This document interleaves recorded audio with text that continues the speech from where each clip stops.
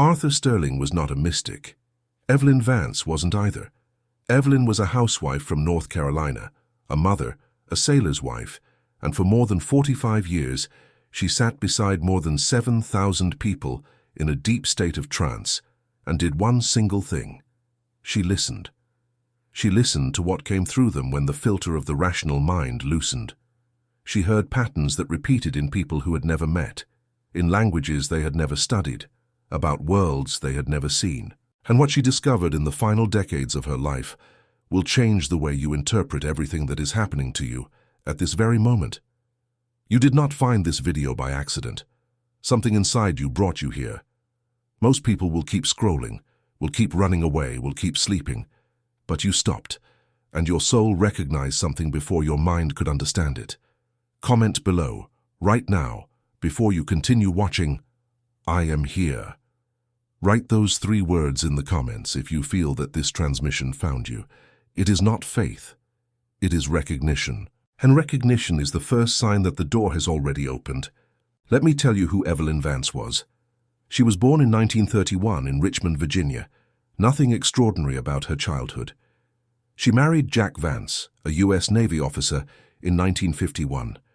She lived the life that women of her generation were expected to live. She took care of the children, waited for her husband to return from missions, and read books at night. It was only in 1968, when her husband volunteered for a therapeutic hypnosis session to treat chronic pain, that something happened that no one expected. During the regression, he began to speak as someone else, another woman, another life, another era.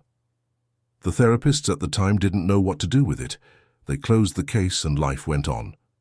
But Evelyn couldn't forget. Years later, when her husband suffered an accident that left him partially disabled, she began to study hypnosis on her own. Not for fashion, not for a career, but because of a hunger she herself couldn't explain. And when she began to apply the technique to volunteers, she started to hear what would change her life and the lives of thousands after her. What she discovered was this. There is a layer of consciousness below the ordinary subconscious, a layer she began to call simply the subconscious, with a capital S, or even the higher self. This layer knows everything about you. It knows every life your soul has ever lived, every agreement made before birth, every purpose that brought you to this specific existence, in this specific body, at this specific time. And she realized, session after session, year after year, that many of the people who came to her in recent decades were reporting the same thing. An inexplicable feeling that something was changing inside them, a restlessness without a cause, a sudden desire to pull away from people who had always been part of their lives, a need for silence that didn't exist before, an irritation with environments that used to seem normal, and the most common of all, the persistent feeling of living a life that is no longer yours.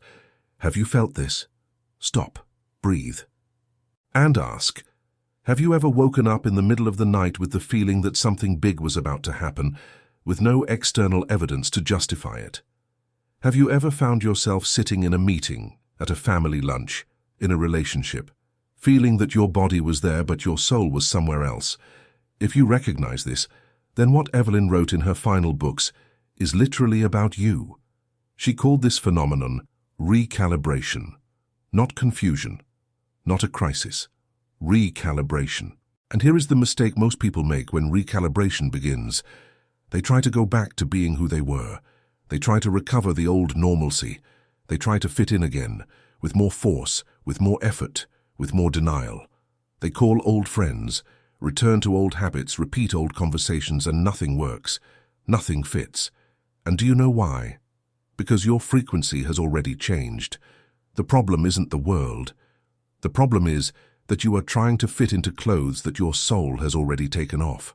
Evelyn explained this to her volunteers with an almost irritating calmness. She said that the soul evolves even when the personality resists. She said there are phases in this evolution that look from the outside like failure, like depression, like paralysis, like a lack of direction. She used the comparison of the Chinese bamboo. You plant the seed. You water it every day. For 4 years, nothing happens. No sprout, no sign, no validation. You start to doubt. You start to wonder if you were deceived. And then, in the 5th year, in just a few weeks, the bamboo shoots out of the ground and grows dozens of feet. What seemed like absence was construction. What seemed like a delay was the root. What seemed invisible was the most important work. The invisible does not mean non-existent. Write that phrase down, repeat it in silence. The invisible does not mean non-existent. Now I'm going to give you the 7 signs that Evelyn Vance and dozens of researchers after her documented in thousands of volunteers, not for you to identify with emotionally, but for you to recognize what is happening in your field. Sign 1. Constant synchronicities. You are thinking of someone and that person calls you. You are wondering about something and the answer appears in a random conversation. The same themes, the same names, the same symbols cross your path repeatedly. Sign 2. Repeating numbers. 11, 11, 11, 22, 22, 3, 3, 3. You look at the clock and it's there. You look at the license plate of the car in front of you and it's there. Sign 3. More intense dreams. Vivid dreams. Dreams with people you haven't seen in years. Dreams where you are conscious within the dream. Dreams that feel like messages rather than nightly fiction. Sign 4. Energetic sensitivity. You walk into a room and feel the mood before anyone speaks. You feel drained after certain conversations. You need to wash your hands, change your clothes, be alone after being in crowded places. Sign 5. Loss of interest in the old world. The shows that used to entertain you seem empty. Gossip feels like noise. The ambitions that used to drive you seem too small. Sign 6. The need for authenticity. Faking it starts to hurt your body. Smiling when you don't want to starts to cost you dearly. Agreeing when you disagree starts to feel like betrayal. Sign 7. The persistent feeling that something important is near. It's not anxiety. It's expectation. It's like waiting for a letter you know is going to arrive. Comment below now. How many of these 7 did you recognize? 1, 4, all 7? Write the number in the comments because that number is your map. And now I need to tell you about something that few people have the courage to explain, but that Evelyn touched upon when she mixed her discoveries with a Jungian reading of the shadow. You've heard of the shadow. That which you repressed, that which you hid to survive, that which you threw into the basement of consciousness because it hurt too much. But there is another shadow, a golden shadow, and this is the most dangerous of all because no one taught you to look for it. In your childhood, you didn't just bury your wounds. You also buried your gifts. You buried your intuition because it made you see things no one wanted you to see. You buried your creativity because it made you too different. You buried your leadership because it threatened the insecure people around you. You buried your power because your power when you were a child was punished. The best of you was hidden so you could survive. And now, at the moment this video finds you, some part of you is asking to be unearthed. It is asking to return to the surface. It is asking for permission to exist again. And that is why it hurts. That is why it feels like everything is falling apart. It isn't falling apart. It is being born. And here, before I go on, I need to speak to you very directly, because I know there is a part of you that hears all this, recognizes it, feels it, and yet at the end of the month, you look at your bank balance and wonder why nothing changes on the material plane. You read Sterling, you read Evelyn Vance, you meditate, you write, you visualize, you affirm, and you stay in the same bank account, you stay in the same rental. You keep postponing what your soul decided years ago. The problem is not the universe. The universe is not ignoring you. The universe is not punishing you. The universe is responding with absolute precision to the internal state you occupy when no one is looking. The problem is that your field has a leak. There is a contradiction between what you say and what you believe. There is a contradiction between what you visualize and what you expect. There is a contradiction between the frequency you try to emit in your morning affirmations and the frequency you occupy at 3 in the afternoon when the bills arrive. And that is why I'm going to tell you now about the prosperity magnet. The complete system is in the first pinned comment below this video. It is a structured 28-day journey with calibrated audios to reprogram the internal state that is blocking the signal, guided meditations to align the field, and the support of a community of people who are making the exact same move as you. Everything that years of reading Vance, Sterling, or Holloway didn't give you, this structured initiation delivers. In 28 days, your field reprograms itself, or you admit with honesty that it was just an excuse. The spots for this cycle are limited because the support is real. For those who are ready, the access is in the first pinned comment. But first, let me show you the next revelation, because what comes now is what separates those who apply it from those who just keep reading. Because this is where Evelyn Vance starts to get truly dangerous for the system that needs you to stay asleep. In the final regressions of her career, before she passed away in 2014, she began to report something that changed the tone of her final books.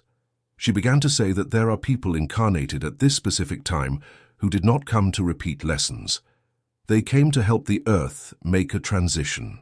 She called these volunteers the 3 waves, and when you read the accounts of her sessions, you realize that many of those who describe this feeling of not belonging, of just passing through, of having come for a job, are exactly the people who have always felt that there is something more. They cannot be satisfied. They cannot settle. They cannot accept the standard script, and they pay a price for it. They pay with loneliness, with misunderstanding, with the constant feeling of being out of place. But pay attention to what I am going to tell you now. They classified you, they buried you. For decades, they hoped you would never know it was exactly this. Your sense of inadequacy is not a defect. It is a memory. Comment in the comments. I am more than my physical body. Write it. Don't think it's just an internet phrase. Think of it as a declaration of your field. When you write something like that publicly, with witnesses, your field registers it. Your unconscious registers it. Your higher self registers it. And what was dormant begins to move. Now let's go to the layer that few channels explain, because awakening is not an event, it is a phase, and this phase has a specific point where everything is decided. Evelyn called this moment the point of no return. It is when pretending is more exhausting than being authentic. It is when keeping silent hurts more than speaking out. It is when fitting in weighs more than standing out. It is when maintaining the old life consumes more energy than rebuilding from scratch. And when that point arrives, and it always arrives for those who are called, you realize you can no longer go back. You can no longer unsee what you have seen. You can no longer unknow what you know. You can no longer pretend that that conversation, that reading, that dream, that synchronicity didn't happen. And it is exactly here that the silent villain appears. It is not an entity. It is not an institution. It is a subtler force. It is the fear of your own power. It is the materialistic programming that taught you from an early age that everything you feel intuitively is just an impression. It is the need for external confirmation that locks you in cycles of looking for gurus, new books, new techniques, without ever applying anything enough to reap a result. It is the deep belief that you don't deserve it, that others do, but you don't, that for others it works, but for you, there is a cosmic exception. And as long as that belief remains intact in your field, no manifestation, no affirmation, no visualization will operate with the power it could. And that is why the work is not mental. It is about the field. It is about identity. It is about an internal state maintained with coherence, without contradiction, for the time necessary for the result to materialize. And here is the method that Evelyn taught her volunteers in a simplified version, which you can start applying today. First, recognition. Sit in silence, without a phone, without music, without distraction, for at least 10 minutes. And ask yourself one single thing. Who would I be if nothing that happened to me had happened? Don't answer with your mind. Wait. Feel what rises. Second, alignment. Identify one area of your life where you feel a contradiction between what you say you want and the state in which you live. It could be money. It could be relationships. It could be health. It could be purpose. Don't try to solve it. Just recognize the contradiction out loud. I say I want abundance and I feel ashamed to charge for my work. Simply naming it weakens the pattern. Third, the declaration. For 7 consecutive days before going to sleep, out loud, with a witness or alone, declare, I remember who I am before the fear. Repeat it 3 times. No forced visualization, no performed emotion, just the phrase, with presence. Fourth, permission. At some point during the day, do one single thing that your soul has been asking for a long time and your rational mind has been postponing. It could be a call. It could be a message. It could be a moment of silence. It could be writing. The size doesn't matter, the gesture matters. Fifth, and this is the step Evelyn emphasized to her volunteers, thank the invisible. Before any external result appears, give thanks as if it has already appeared, not as a request, as recognition, because what your soul has already decided, external reality begins to reflect, always, inevitably. And as you apply these 5 steps, you will begin to notice something strange. People will leave your life without a fight, without an apparent reason. Others will appear with a synchronicity that will seem suspicious to you. Old opportunities will close firmly. New opportunities will open in directions you hadn't mapped out. The old cycle is ending. The new one is aligning. And external reality begins to reflect what your soul has already decided. This is the point where Evelyn Vance used to say that life changes hands, not that you lose control, but that you finally return control to the layer of you that always knew the way, the higher self, the subconscious with a capital S, that part that never forgot why you came, even when your mind forgot everything. And now, before closing, I want you to listen to what she said to the volunteers at the end of the sessions, when their bodies were still in a trance and their minds were already returning. She would say, in a low voice, "You are not waking up to become someone new. You are waking up to remember who you were before the fear. Write it down. What is coming is not creating a new version of you. It is releasing the original one, the version that was there before the first wound, before the first humiliation, before the first time they taught you to be small. That version never went away, it was just buried, and now the dust is being removed. And here, before I release you from this transmission, I need to return to what I said before, because some people will close this video, feel something good, and go back to exactly the same life as yesterday. And others will understand that recognizing isn't enough, that feeling isn't enough, that reading Evelyn Vance, Sterling, Holloway, and dozens of others without applying it with a method is part of the same pattern of postponement that your soul is tired of repeating. The prosperity magnet is in the first pinned comment. 28 days, calibrated audios, guided meditations. A community of real people making the same move as you. If at the end of the 28 days your field doesn't respond, you ask for a refund. No questions asked. But if it does respond, and it responds in those who apply it, you will never look at your salary, your value, or your capacity to receive with the same eyes again. The spots for this cycle are limited. The link is in the pinned comment. For those who are called, it is now. For those who still need a few more months of reading without applying, that's fine too. Everyone in their own time. But your time, if you made it this far in this video, is exactly now. You can no longer go back. You can no longer unsee. You can no longer forget what you remembered. This video found you today because some part of you, at some level that your rational mind doesn't access, scheduled this meeting before you were born. It is not a coincidence, it is confirmation. Your activation has already begun. And the last step is simple. Write in the comments, right now, the phrase that seals everything that happened in these minutes. I remember who I am. 4 words. Don't skip past it. Don't leave it for later. Later is the name of the oldest villain. Write it now before you close the video. Because when you write that phrase with a witness, with a date, with your name, you close one cycle and open another. And the universe, this universe that so many taught you to see as chaotic, registers it. It registers it with surgical precision, and it begins to rearrange itself around that declaration. If this message found you today, it was not a coincidence. It was confirmation. The door is open. The crossing has begun, and what comes next is up to you.